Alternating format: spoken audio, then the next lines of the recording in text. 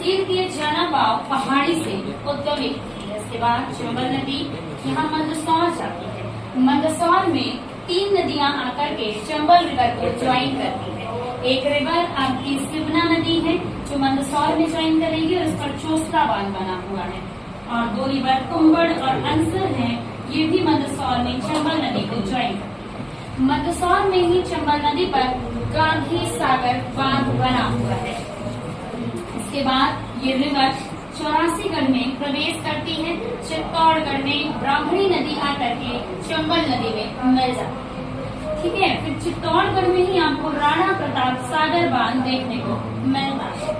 आगे कोटा में जाती है तो कोटा में कुराल नदी आकर के चंबल को ज्वाइन करती है ना, राजस्थान तरफ से आती है ये नदी। वही मध्य प्रदेश से क्षिप्रा नदी जो कि काकड़ी बरड़ी पहाड़ी से उद्गमित होती है, कोटा में जाकर के चंबल नदी को ज्वाइन।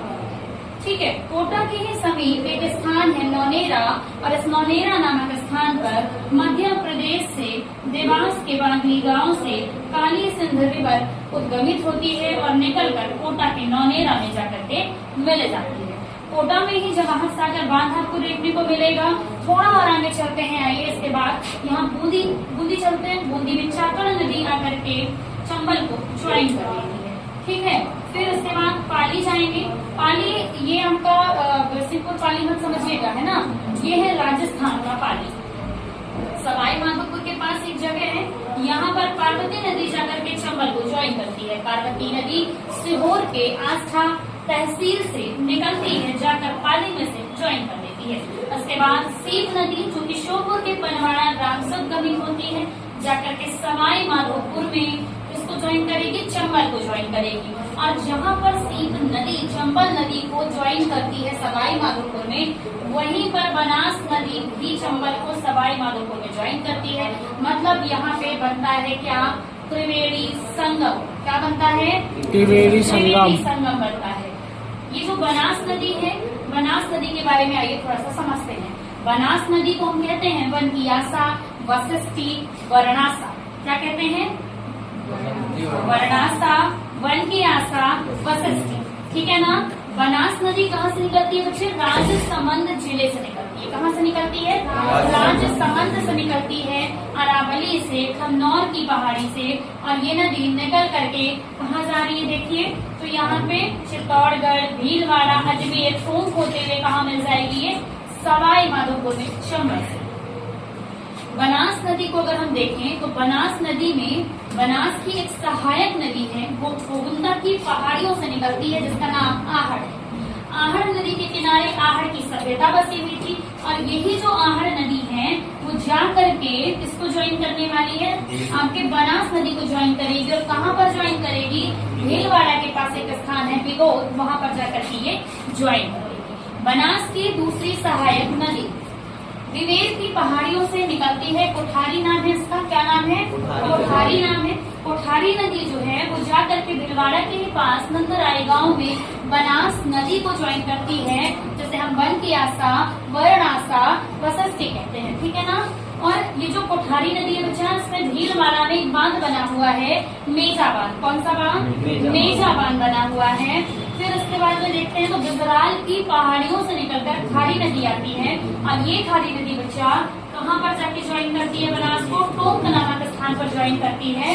और अजमेर में खारी नदी पर नारायण सागर बांध आपको देखने को मिल जाता है। ठीक है ना। फिर उसके बाद यहाँ पे त्रिवेणी संगम हम देख ही रहे हैं। फिर बात करते हैं हम इसकी, बनास में कितने बांध बने हुए हैं। बनास नदी में राजसमंद जिले में नंदसमंद बांध बना हुआ है, याद रखिएगा। ठीक है ना।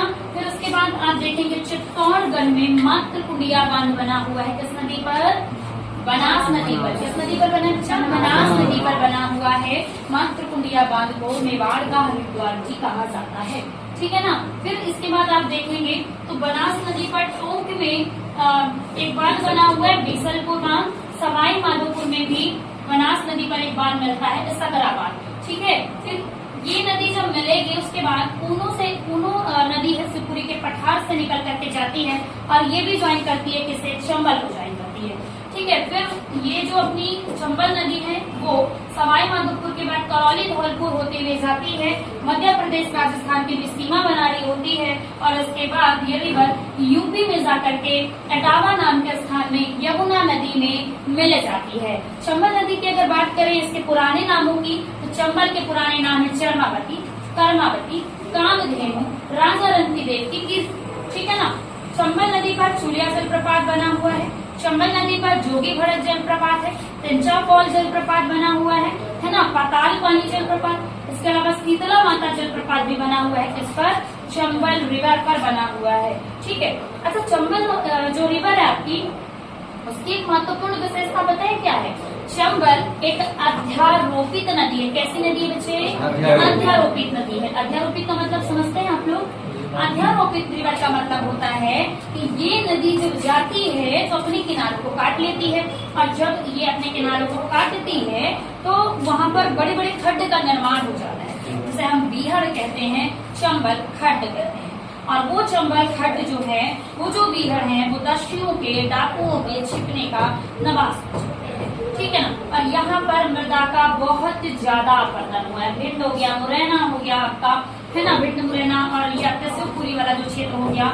इसके अलावा आप राजस्थान देख लीजिए, राजस्थान में आपका भरतपुर वाला, धौलपुर वाला क्षेत्र हो गया। यहाँ पर बहुत ज्यादा अपरदन हुआ है चंबल के द्वारा, है ना। और भारत सरकार ने फिर इस समस्या से निपटने के लिए बहुत सारी योजनाएं भी चलाई हुई है, जैसे सीतारंजन परियोजना है ना, बीहड़ सुधार परियोजना है,